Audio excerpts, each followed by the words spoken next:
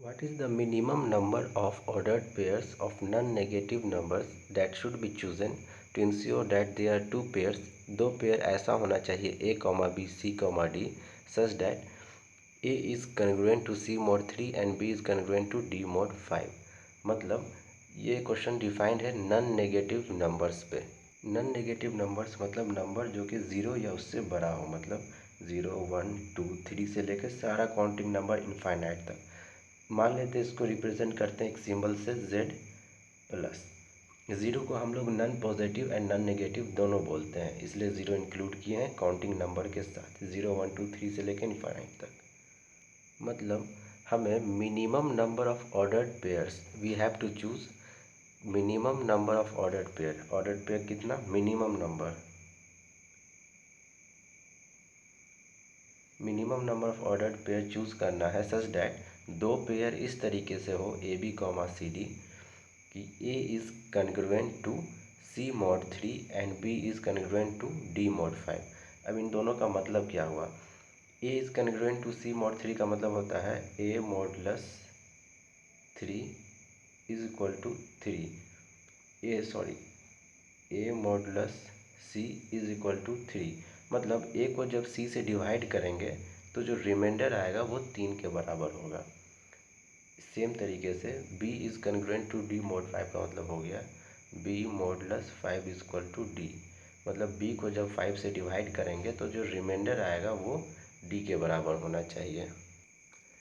Set theory से हम लोग जानते हैं कोई भी नंबर को अगर 5 से डिवाइड करेंगे तो रिमाइंडर क्या क्या आ सकता है, 0, 1, 2, 3 और 4। सेम तरीके से कोई भी नंबर को अगर 3 से डिवाइड करेंगे, a is congruent to c mod 3 का मतलब a modulus 3 is equal to c। मतलब कोई भी नंबर को 3 से डिवाइड करेंगे तो रिमाइंडर c के बराबर आना चाहिए। ये क्लियर है। फिर when any number divided by 3 तो रिमाइंडर क्या क्या आएगा, 0 आएगा या फिर 1 आएगा या 2 आएगा अगर 3 से किसी को भी डिवाइड कर ले हम लोग। तो इससे ये पता चलता है कि c का वैल्यू क्या क्या हो सकता है। सो c can be either 0, 1, 2। In the same way हम लोग कह सकते हैं d, value of d can be either 0, 1, 2, 3 और 4। सो अब हम लोग ये सोचेंगे कि C और D जो पेयर है उसका पॉसिबल वैल्यू क्या हो सकता है उस पेयर का।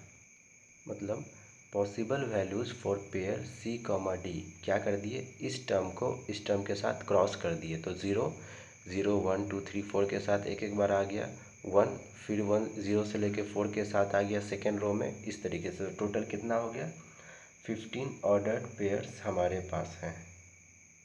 लेकिन एक बार ध्यान दें, इन 15 ऑर्डर्ड पेयर्स में कोई भी दो ऑर्डर्ड पेयर हम लोग ऐसा नहीं उठा सकते हैं ताकि ये दोनों कंडीशन मेरा एक साथ सेटिस्फाई हो रहा हो। 2-3 एग्जांपल यहाँ पे आप लोग ले के देख लीजिए।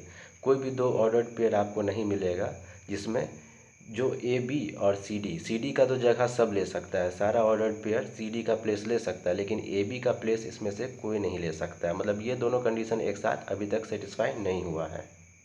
In the mentioned 15 ordered pair, there are no two pairs AB and CD such that these two conditions are satisfied. However, every pair can take place of C, D. अब नज़र डालते हैं डोमेन पे। डोमेन क्या हो जाएगा, Z plus cross Z plus, मतलब all possible ordered pairs 0, 0 से लेके 0, 0, 50 तक, 0, 51 से लेके इन्फिनिटी तक। वैसे ही नीचे चलते चले जाएंगे 10, 20, 30 से लेके 50, 100 से लेके इन्फिनिटी तक।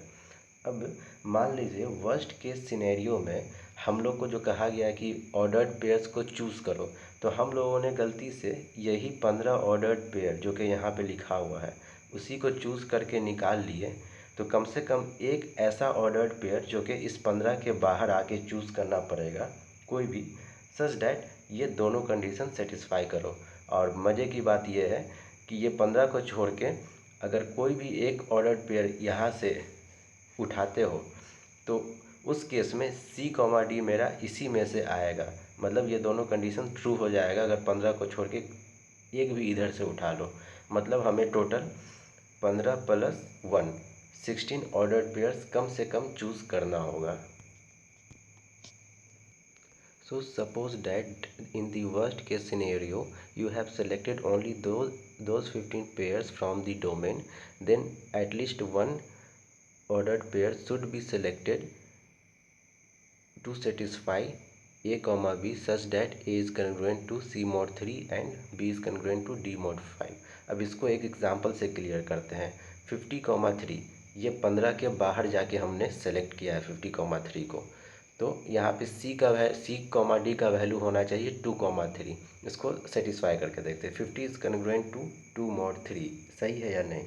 तो 50 मॉडुलस 3, 50 को जब 3 से डिवाइड करेंगे तो 16 टाइम्स जाएगा, 16 3 जा 48, 2 आएगा रिमाइंडर।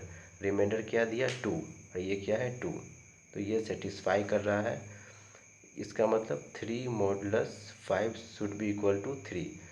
3 को जब 5 से डिवाइड करेंगे 0 टाइम्स जा, तो ये भी रिमाइंडर क्या देगा 3, तो ये भी सही ये भी सही। मतलब कि अगर वर्स्ट केस में आपने 15 पेयर चूज़ कर लिया है ये घटिया सा वाला, तो एक पेयर बाहर जाके चूज़ करना पड़ेगा। मतलब our answer will be 16 pair. So c is the correct answer.